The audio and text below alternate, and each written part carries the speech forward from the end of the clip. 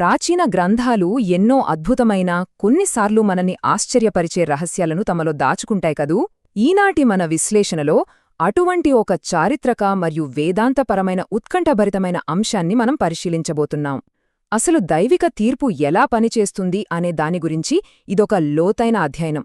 సరే, ఆలస్యం చేయకుండా దీనిలోకి వెళ్ళిపోదాం. అసలు దేవుడు తన పనికోసం ఒక అబద్ధమాడే ఆత్మను ఎందుకు వాడుకుంటాడు? వినడానికి చాలా ఆశ్చర్యంగా ఉంది కదా. ఒక రాజులు 22వ అధ్యాయంలో మనకి భయంకరమైన నైతిక వైరుధ్యం కనిపిస్తోంది. పరిశుద్ధుడైన దేవుడు ఒక దుష్ట ఆత్మను, అందులోనూ అబద్ధం చెప్పడానికి ఎందుకు అనుమతిస్తాడు? దేవుడు దుష్టత్వాన్ని ప్రోత్సహిస్తాడా ఏంటి? ఖచ్చితంగా కాదు అని మూలగ్రంథాలు స్పష్టంగా చెబుతున్నాయి. ఈ సంక్లిష్టమైన విషయాన్ని అర్థం చేసుకోవాలంటే మనం కేవలం ఈ ఒక్క వాక్యాన్నే కాకుండా దీని వెనుకున్న ఆ పెద్ద చారిత్రక కథను పరిశీలించాల్సి ఉంటుంది. ఇక మొదటి భాగానికి వద్దాం. అహాబు నేరచరిత్ర, అతని 22 సంవత్సరాల తిరుగుబాటు. ఈ వైరుధ్యాన్ని ఛేదించాలంటే ముందుగా ఇజ్రాయేలు రాజైన ఈ అహాబు ఎవరో, అతని చరిత్ర ఏమిటో మనం అర్థం చేసుకోవాలి. సమరయలో అహాబు 22 ఏళ్లపాటు పాలించాడు.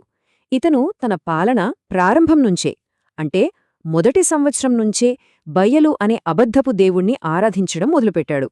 10వ సంవత్సరం వచ్చేసరికి ఏకంగా దేవుని నిజమైన ప్రవక్తలనే చంపి నేరుగా దేవునిపైనే యుద్ధం ప్రకటించాడు. 15వ సంవత్సరంలో కరువు రావడం, కర్మెల పర్వతంపై పెద్ద పోరాటం జరగడం. ఇదంతా చూస్తుంటే అహాబు ఎంతలా ఉద్దేశపూర్వకంగా దేవునికి కోపం తెప్పించాడో మనకు స్పష్టంగా అర్థమవుతుంది. ఏలియా ప్రవక్త పదే పదే హెచ్చరించినప్పటికీ అహాబు ఏమాత్రం పట్టించుకోలేదు. ఇక్కడ మనం గుర్తుంచుకోవాల్సిన సంఖ్య 450.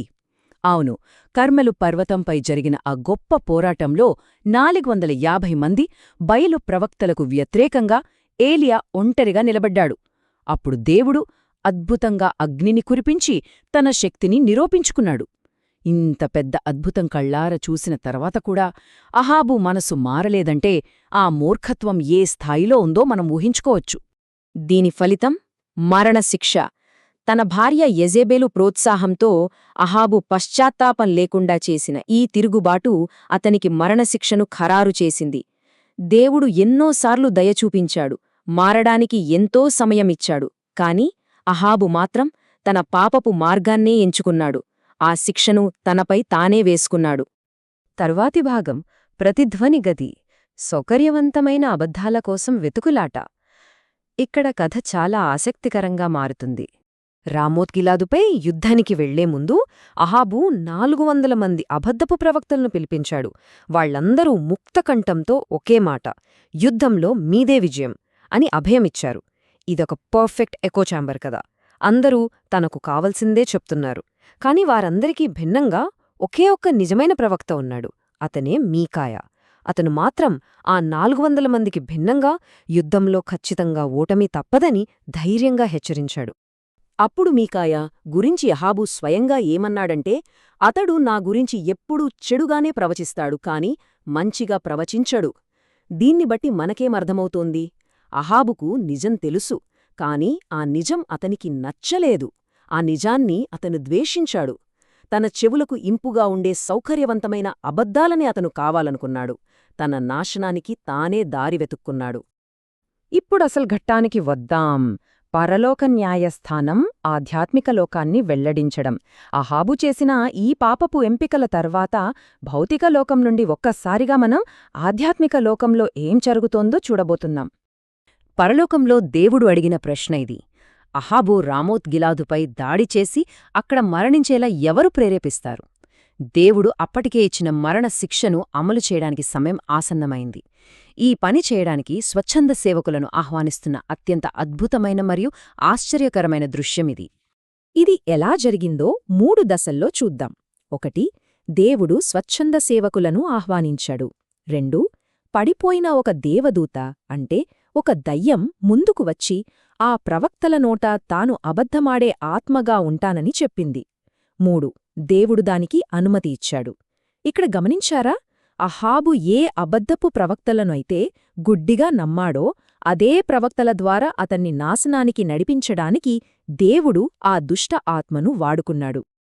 ఇక తరువాతే భాగం దైవ సార్వభౌమాధికారం యొక్క వేదాంత శాస్త్రం వైరుధ్యాన్ని పరిష్కరించడం. అసలు దేవుడు అబద్ధమాడే ఆత్మను ఎందుకు అనుమతించాడో ఇక్కడ మనకు అర్థమవుతుంది. దీనికి సమాధానమే ఈ దైవ సార్వభౌమాధికారం. అంటే దుష్ట ఆత్మలతో సహా ఈ సృష్టి అంతా అత్యున్నత అధికారానికి లోబడి ఉంటుందని నమ్మడం. దేవుడు పరిశుద్ధుడు, ఆయన పాపం చెయ్యడు, కాని తన నీతియుక్తమైన ప్రణాళికలను, తన తీర్పును అమలు చేయడానికి ఆయన ఎవ్వరినైనా దేన్నైనా వాడుకోగలడు. దేవుని ప్రణాళికలు నెరవేరడానికి ఆయన ఏ ఒక్కదానికి పరిమితం కాలేదు. ఇది నిజంగా చాలా లోతైన విషయం. దానియేలు గ్రంథం 4:35లో ఇలా ఉంది: పరలోక శక్తులతో మరియు భూలోక ప్రజలతో ఆయన తన ఇష్టానుసారంగా చేస్తాడు. ఆయనను అడ్డుకునే శక్తి ఈ విశ్వంలో ఎవ్వరికీ లేదు. అహాబు అప్పటికే వినాలని ఆశపడుతున్న అబద్ధాలనే దేవుడు అతనికి శిక్షగా మార్చాడు. ఇది దేవుని పరిపూర్ణమైన న్యాయానికి ఒక అద్భుతమైన ఉదాహరణ. దీనంతటిని ఒక్కసారి క్లుప్తంగా చూద్దాం. అహాబు తన జీవితకాలంలో వచ్చిన హెచ్చరికలను పదే పదే తిరస్కరించాడు. దేవుని ఆగ్రహం పతాకస్థాయికి చేరుకుంది. అందుకే అహాబుకు ఇష్టమైన అబద్ధపు ప్రవక్తలనే దేవుడు అతనికి శిక్షగా మార్చాడు. అయితే గుర్తుంచుకోండి, ఆ అబద్ధమాడే ఆత్మ కూడా భవిష్యత్లో ఖచ్చితంగా శిక్షనెదుర్కొంటుంది. ఒకవేళ అహాబు ఒక్కసారి నిజాయితీగా పశ్చాత్తాపపడి ఉంటే దేవుడు ఖచ్చితంగా క్షమించేవాడు. కాని అలా జరగలేదు. ఇక చివలి భాగానికి వచ్చేశాం. అంతిమ హెచ్చరిక, మార్గాల ఎంపిక. ఈ మొత్తం విశ్లేషణ నుండి మనం నేర్చుకోవలసిన పాఠమేమిటి? ఈ విశ్లేషణ మన ముందు ఉంచుతున్న అత్యంత శక్తివంతమైన మరియు ఆలోచింపజేసే ప్రశ్న ఇది. హెచ్చరికలు ఎదురైనప్పుడు మనం విశ్వాసం మరియు విధేయతతో స్పందిస్తామా, లేక అహాబులాగా మనకు నచ్చే సౌకర్యవంతమైన అబద్ధాల కోసం వెతుకుతూ నిజమైన సలహాలను తిరస్కరించి పతనం పాలవుతామా? సత్యం చేదుగా ఉన్నా దాన్ని స్వీకరించడమనేది మనం తీవ్రంగా ఆలోచించాల్సిన విషయం. సరే, ఈ ఉత్కంఠభరితమైన విశ్లేషణను ఇక్కడితో ముగిద్దాం.